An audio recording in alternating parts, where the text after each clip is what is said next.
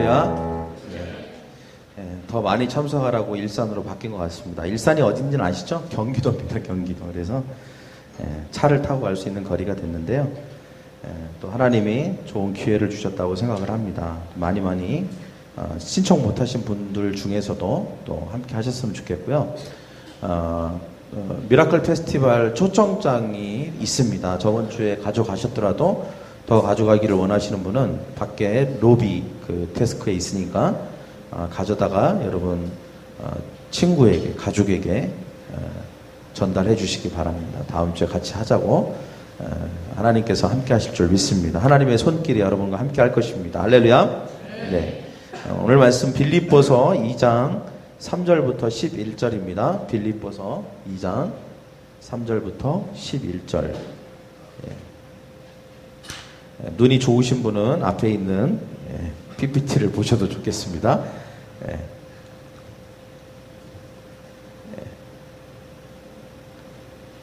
같이 읽을까요? 시작. 아무 일에든지 다툼이나 허영으로 하지 말고 오직 겸손한 마음으로 각각 자기보다 남을 낮게 여기고 각각 자기 일을 돌아본 분더러 또한 각각 다른 사람의 일을 돌아보아 나의 기쁨을 충만케 하라. 너희 안에 이 마음을 품으라. 곧 그리스도 예수의 마음이니 그는 근본 하나님의 본체시나 하나님과 동등됨을 취할 것으로 여기지 아니하시고 오히려 자기를 비워 종의 형체를 가져 사람들과 같이 되었고 사람의 모양으로 나타나셨음에 자기를 낮추시고 죽기까지 복종하셨으니 곧 십자가의 죽으심이라. 이러므로 하나님이 그를 지극히 높여 모든 이름 위에 뛰어난 이름을 주사 하늘에 있는 자들과 땅에 있는 자들과 땅 아래에 있는 자들로 모든 무릎을 예수의 이름에 꿇게 하시고 모든 입으로 예수 그리스도를 주라 시인하여 하나님 아버지께 영광을 돌리게 하셨느니라. 아멘. 네. 오늘 말씀 제목은 집을 서비스 센터로라고 하는 말씀 제목을 가지고 함께 하나님의 음성을 듣기를 원합니다. 어느 부부가 있었는데 부부싸움을 아주 심하게 했습니다. 그래서 서로 며칠 동안을 한마디도 서로 하지 않았습니다. 근데 하루는 남편이 회사에 좀 일찍 갈 일이 생겨서 가야 됐는데 이제 매일 아침마다 이제 아내가 깨워졌나 봐요. 그래서 말을 하기 싫고 그래서 테이블 위에다가 메모를 남겨놨습니다. 여보, 나 내일 회사 일찍 가야 되니까 아침 6시에 깨워줘. 이렇게 말을 하기 싫으니까 메모지를 남겨놨어요. 다음날 아침에 남편이 눈을 떠보니까 6시에 가야 되는데 10시인 거예요. 10시. 안 깨웠다고 생각한 거죠. 화가 나서 아내에게 한마디 하려고 가려고 하는 중에 보니까 옆에 테이블 위에 쪽지가 하나가 있었습니다. 이렇게 보니까 거기에 뭐라고 써있냐면 여보 6시에요. 어서 일어나세요. 이렇게 써있다는 거예요. 복수한 거죠. 복수. 메모로 깨운 겁니다. 메모로. 여러분 중에는 그런 사람 없죠? 여러분 싸우면 그날 바로 푸시고 그 다음부터 대화를 하시기를 바랍니다. 할렐루야. 제가 이번 주에 자전거를 이제 고치러 갔어요. 앞에 빵꾸가 난 것 같더라고요. 앞바퀴가 아예 바람이 하나도 없어서 자전거를 고치러 갔는데 제가 자주 가는 자전거 센터가 있습니다. 여기에. 주변에 잘 모르니까 그 아저씨가 또 평소에 잘 해주고 그랬거든요. 그래서 이제 자전거를 고치러 갔는데 어디가 고장났냐고 그러더라고요. 그래서 보시는 바와 같이 바람이 하나도 없다. 빵꾸 난 건지 바람이 빠진 건지 모르겠지만 빵꾸 난 것 같다. 그렇게 얘기를 했어요. 그래서 체크해달라고 그랬습니다. 그랬더니 저보고 직접 하래요. 그래서 그랬더니 바람을 직접 넣으라는 거예요. 넣어보고 뭐가 문제인지를 해보라는 거예요. 그래서 어떻게 바람을 넣냐 그랬더니 거기 바람 이렇게 넣는 거 있잖아요. 팔로 이렇게 하는 거 있잖아요. 그걸로 넣으라는 거예요. 저보고. 그래서 좀 약간 어이없는 표정을 지었어요. 원래 이거 이렇게 바람 윙 하고 이렇게 전기로 하는 그거 에어비 그걸로 넣어주는 거 아니냐고 그랬더니 그것도 돈이래요. 그거 전기세 나가는데 그거 못 해주겠다는 거예요. 자기가. 그래서 제가 약간 어이없는 표정을 지었더니 저보고 또 그러는 거예요. 왜요? 기분 나빠요? 그러는 거예요. 또 그 전까지 기분 안 나빴거든요. 그 얘기하는 순간 기분이 좀 나빠졌어요. 그래서 이 아저씨가 왜 오늘 무슨 잘못 뭘 드셨나, 아니면 누구한테 욕을 들어 먹으셨나. 원래 그런 아저씨가 아니에요. 되게 친절하게 잘 해주시는데 그날따라 이상하게 되게 뭐랄까 까칠하다 그럴까, 되게 불친절하게 그렇게 하시더라고요. 그래서 속으로 생각했어요. 아, 서비스가 많이 나빠졌구나. 다른 곳으로 가야 되나, 뭐 그런 고민도 잠깐 했습니다. 우리는 사실은 서비스 받는 거 참 좋아하죠. 예. 많은 사람들이 사실은 많은 서비스를 받기를 원합니다. 그죠? 기왕이면 친절하게, 또 특히 돈을 지불한 거에 있어서는 확실한 서비스를 받기를 원하죠. 또 내가 돈을 지불하지 않고 어떤 대가를 지불하지 않았는데도 불구하고 어떤 서비스가 나왔을 때는 되게 기쁘죠. 예, 그거는 기대하지 않았기 때문에 훨씬 기쁩니다. 그 싱가포르에 가면 한국 사람들이 조심해야 될 것들 중에 하나를 적어놓은 블로그의 내용들이 있어요. 그게 뭐냐면 항상 음식점에 가면 그 물티슈하고 땅콩을 내놓습니다. 싱가포르는. 한국 사람들은 그게 서비스라고 생각을 해요. 그래서 물티슈를 그냥 뜯어서 씁니다. 그리고 땅콩도 맛있으니까 막 먹고 또 주문해서 또 먹고 또 먹고 또 먹고 해요. 그게 나중에 다 계산서에 다 나와요. 그래서 깜짝 놀래요. 그러니까 실컷 먹고 기분 좋게 먹고 나갈 때 기분이 나쁜 거예요. 왜냐? 공짜라고 생각하고 서비스라고 생각했던 것이 결국은 자기가 돈을 다 내는 거라는 걸 알고 기분이 나쁜 것입니다. 누구나 다 마찬가지입니다. 우리는 많은 서비스를 받기를 원합니다. 내가 지불을 하지 않은 서비스를 받을 때 더 기분이 좋아요. 그러나 내가 서비스를 못 받을 때에는 기분이 별로 좋지 않습니다. 그리고 나는 다른 사람에게는 또 어떻게를 원합니까? 많은 서비스를 하는 거는 또 별로 그렇게 좋아하지 않습니다. 그러나 성경은 사실 이와 반대로 이야기하고 있죠. 서비스라고 하는 말을 성경에서 쓰는 용어로 다시 표현하자면 바로 섬김이라고 할 수 있습니다. 저를 따라해 볼까요? 섬김. 네. 성경은 섬김에 대해서 우리에게 얘기합니다.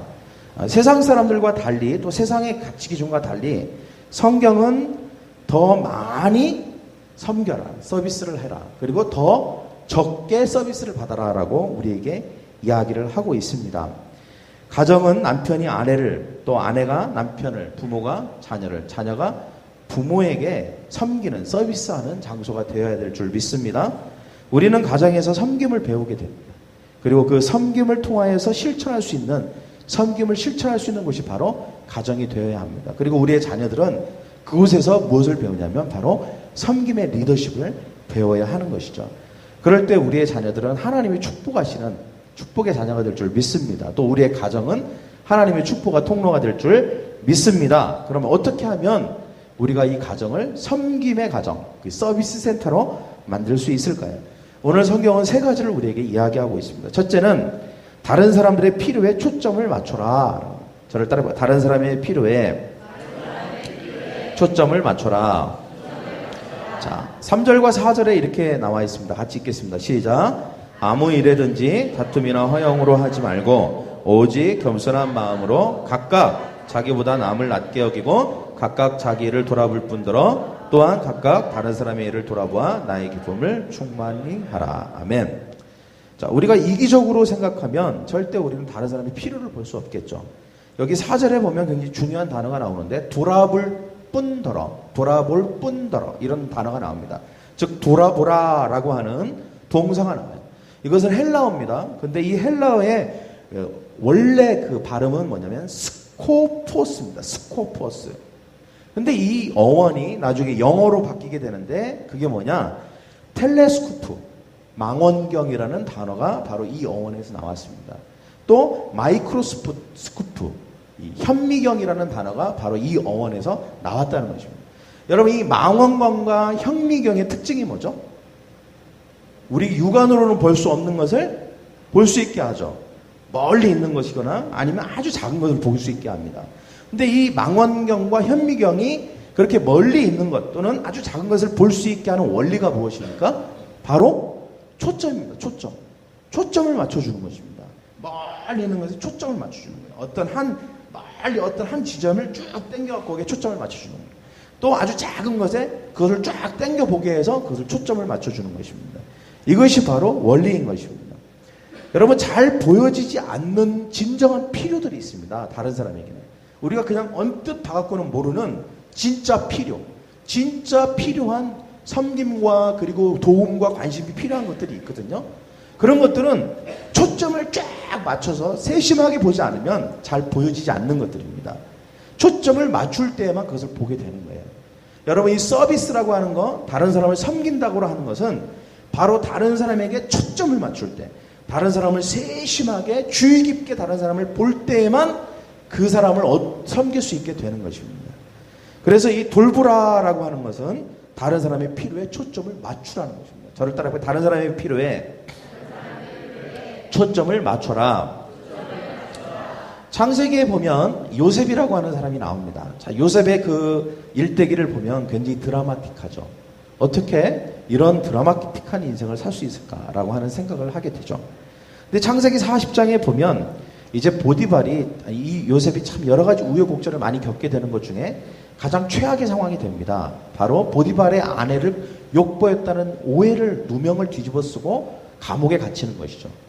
근데 이 감옥에 갇혔는데 요셉은 평상시 어떤 사람이냐면 항상 자기 일에 성실할 뿐만 아니라 다른 사람을 잘 돌보고 그리고 다른 사람에게 세심한 관심을 갖는 게 훈련이 된 사람입니다. 잘 섬기는 사람이에요. 자기의 주인도 잘 섬기고 자기 동료 종들도 잘 섬기고 자기보다 아래인 동료 종들도 잘 섬기는 사람입니다. 그러다 보니까 감옥에 들어갔는데도 조차 감옥에 들어갔는데 눈에 띄는 거예요. 간수장의 눈에 띄었어요. 그러니까 뭔가 돋보이는 거죠.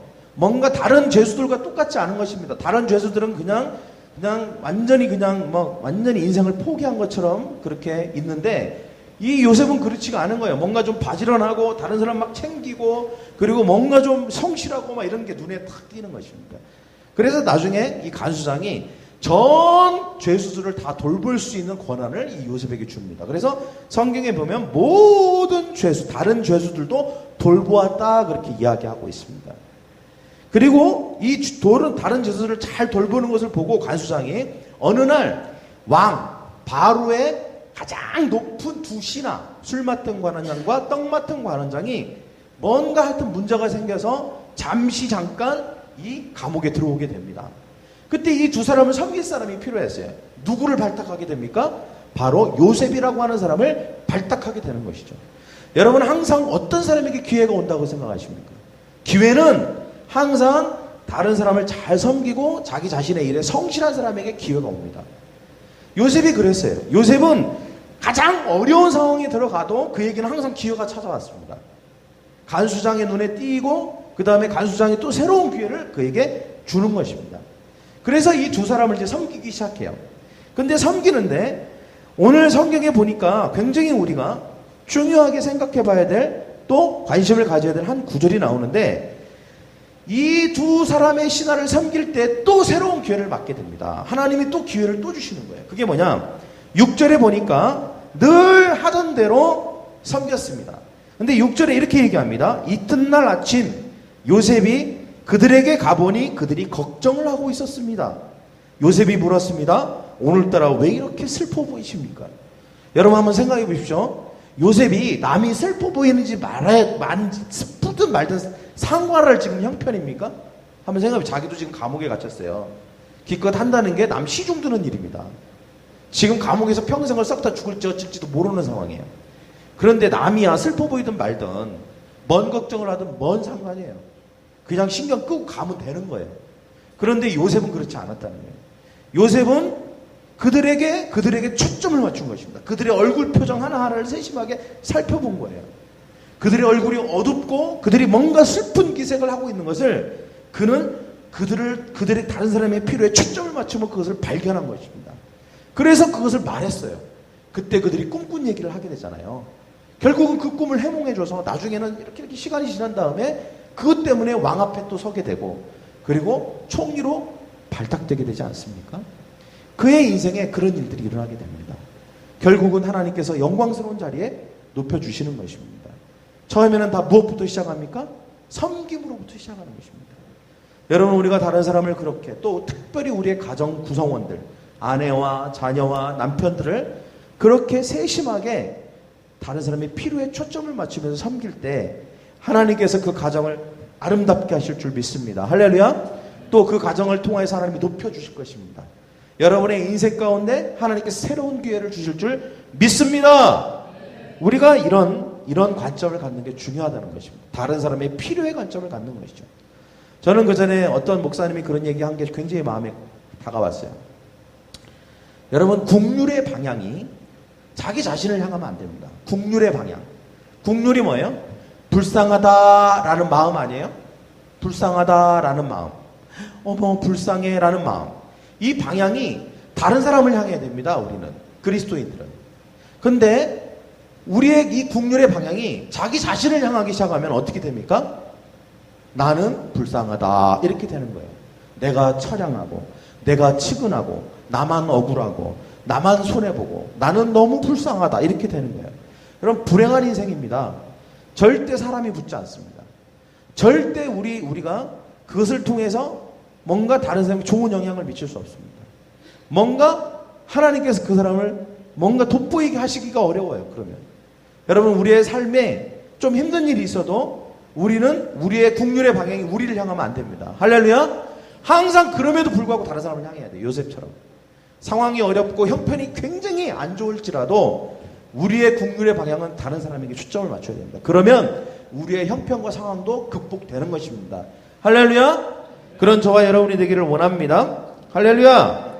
그래서 여러분, 우리가 절대 이기적이면 안 되는 것입니다. 이기적이면 안 돼요.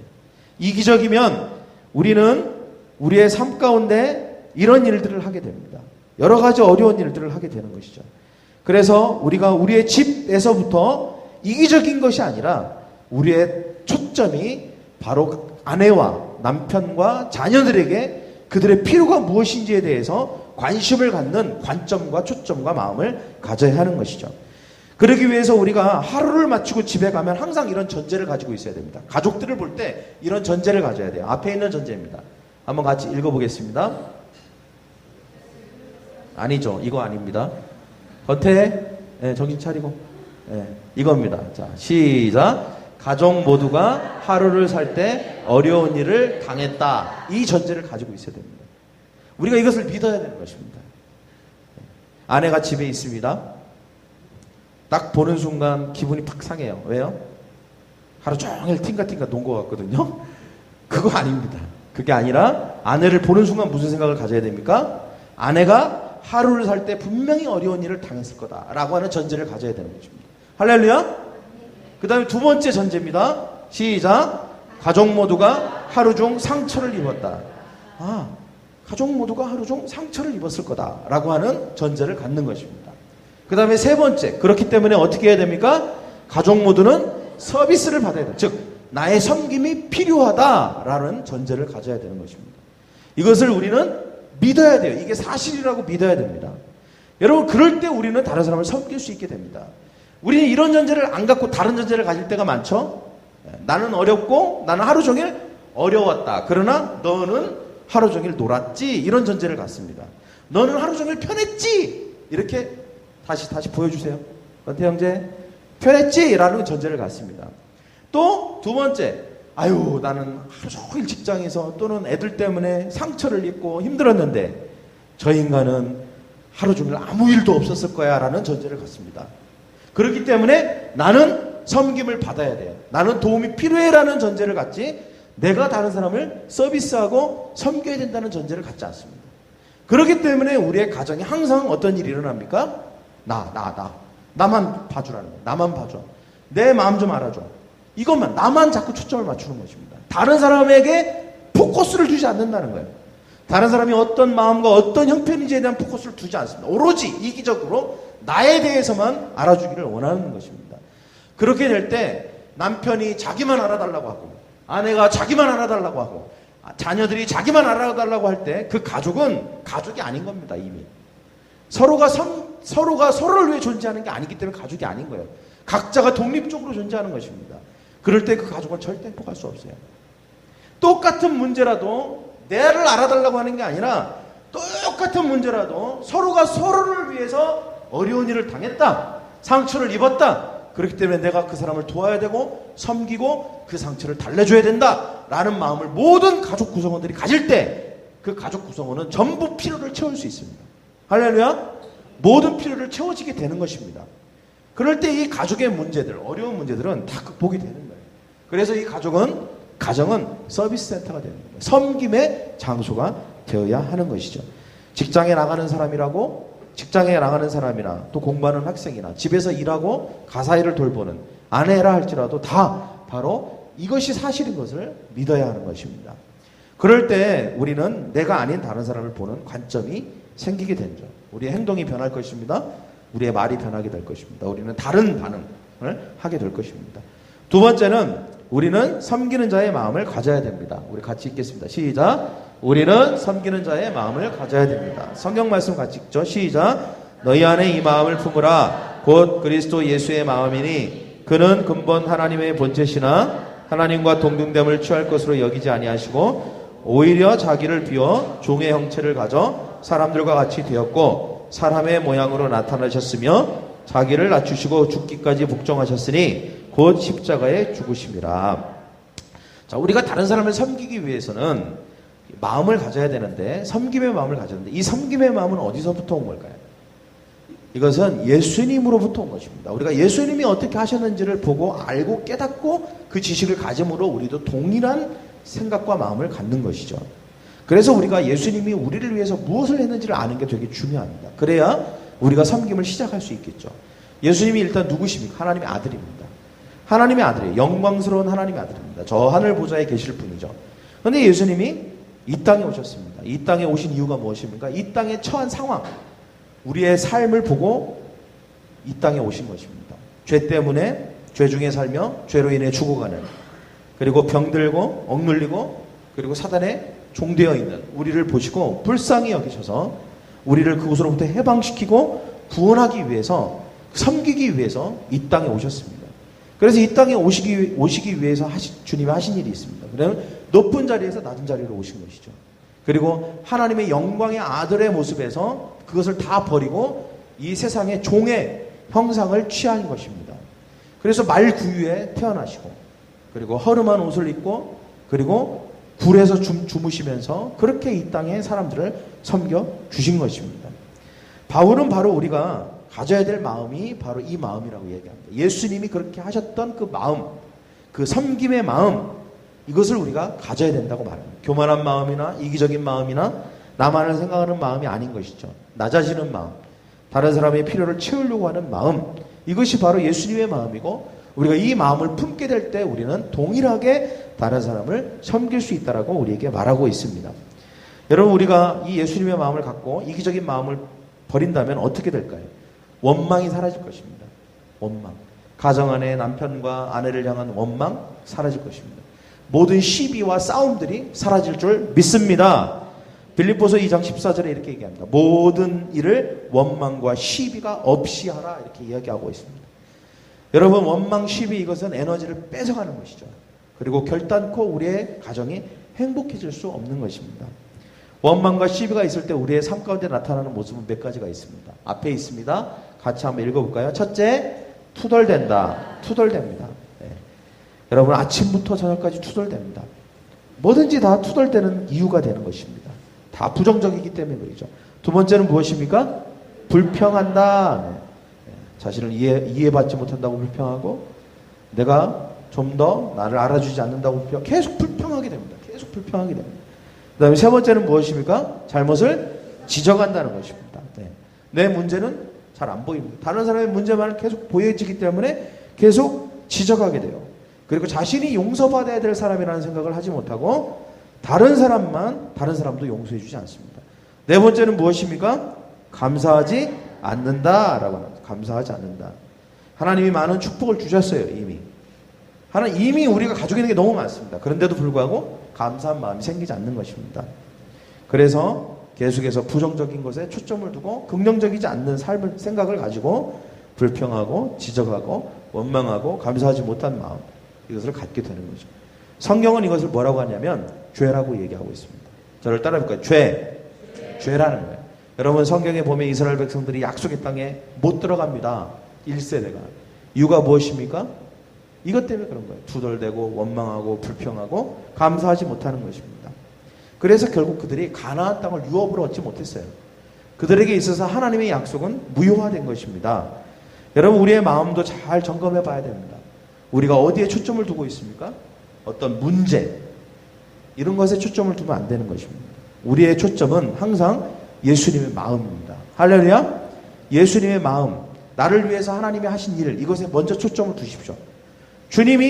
하나님이 예수님을 통해서 나를 위해서 뭘 하셨나? 나를 위해서 죽으셨습니다. 할렐루야! 나를 위해서 십자가에 죽으셨어요. 나를 죄로부터 자유케 하셨습니다. 나에게 축복을 주셨습니다. 감사하죠? 그리고 또 우리는 그렇기 때문에 다른 사람의 필요에 초점을 두어야 되는 것입니다. 내가 아닌 다른 사람을 위해서 어떻게 섬길까를 생각하고 그런 마음을 가져야 하는 것입니다.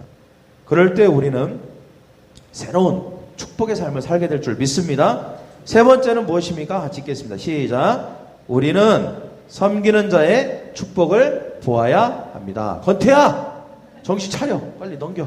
시작. 우리는 섬기는 자의 축복을 보아야 합니다. 네, 할렐루야. 같이 읽겠습니다. 시작. 이러므로 하나님이 그를 지극히 높여 모든 이름 위에 뛰어난 이름을 주사 하늘에 있는 자들과 땅에 있는 자들과 땅 아래에 있는 자들로 모든 무릎을 예수의 이름에 꿇게 하시고 모든 입으로 예수 그리스도를 주라 시인하며 하나님 아버지께 영광을 돌리게 하셨느니라.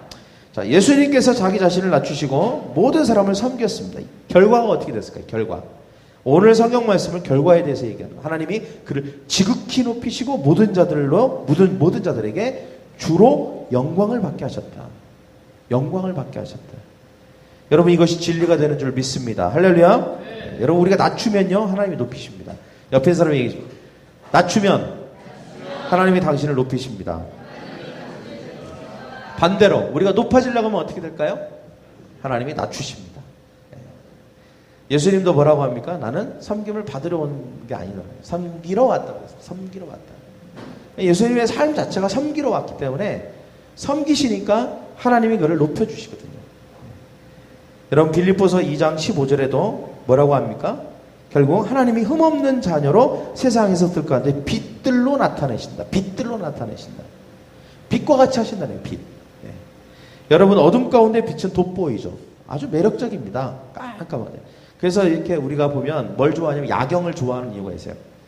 낮에는 안 멋있는데요. 밤에 보면 굉장히 멋있습니다. 야경. 왜냐하면 그 빛 때문에 멋있는 거예요. 예. 여러 가지 형형색색의 빛들이 아주 멋있습니다. 우리 이제 뭐 싱가포르 매년 가는데 싱가포르 매년 갈 때마다 꼭 가는 데가 있는데 그게 뭐냐면 야경 보러 갑니다. 야경. 아주 끝내줍니다. 예. 가신 분들만 알죠. 예. 끝내줍니다. 그 야경 뭐 이루 말할 수가 없어요. 막 최상입니다. 그래서 왜 그렇습니까? 빛나기 때문에 그런 것이죠. 여러분, 우리가 섬김의 삶을 살면 하나님이 우리를 이렇게 빛나게 하십니다.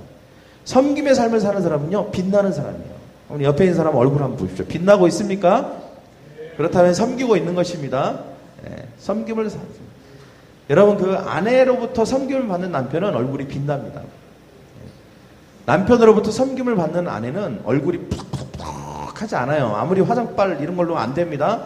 그러나 섬김을 받고 사랑을 받잖아요. 그러면 얼굴이 환합니다. 그런 아내와 남편입니까? 옆에 있는 분이? 네, 한번 보세요. 옆에 있는 분 보세요. 어떤가? 부석부석한지. 네, 다 환해 보입니다. 여러분. 네, 섬김을 받고 있는 게 분명한 것 같습니다. 매력적입니다. 섬기는 사람은 매력적인 사람입니다. 보석이 매력적이죠. 왜 그렇습니까? 빛나기 때문에 그렇습니다. 사람들은요, 그런 사람이 끌립니다. 이기적인 사람에게는 끌리지 않습니다. 그러나 섬기는 사람, 다른 사람의 필요에 초점을 맞춘 사람은요, 왠지 모르게 끌려요. 그런 사람은 같이 있고 싶습니다. 좀 함께 있고 싶은 마음이 든다는 것이죠. 여러분, 하나님은 이런 사람들을 축복하십니다. 또 이런 사람이 있는 가정을 축복하십니다. 그리고 복을 주시고 축복의 통로가 되게 하십니다. 자, 여러분, 이렇게 서로 섬기고 서로의 필요에 초점을 맞추고 서로 사랑하고 그 다음에 이렇게 행복한 가정이 있다면 여러분, 그 가정이 다른 가정이 볼 때는 어떻게 보일까요? 그 가정이 짜증나 이럴 것 같습니까? 짜증나 저것들은 그냥 왜 저렇게 그냥 행복한지 몰라 이럴 것 같아요? 아니면 부러울 것 같아요? 부럽겠죠. 예. 궁금할 거예요. 저렇게 서로를 위하고 행복해하는 왜 이유가 뭘까? 왜 저렇게 서로 헌신적일까? 어떻게 저렇게 서로 사랑을 할까? 궁금하지 않겠어요?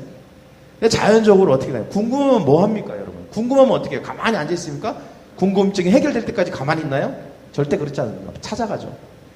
뭔가 알아보려고 할 거예요. 왜 그런지 알아보려고 하는 것입니다.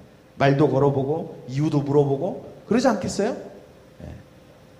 여러분, 우리의 오이코스, 즉 우리가 관계하는 사람들이 우리에게 와서 그것을 묻게 되기를 원합니다. 할렐루야?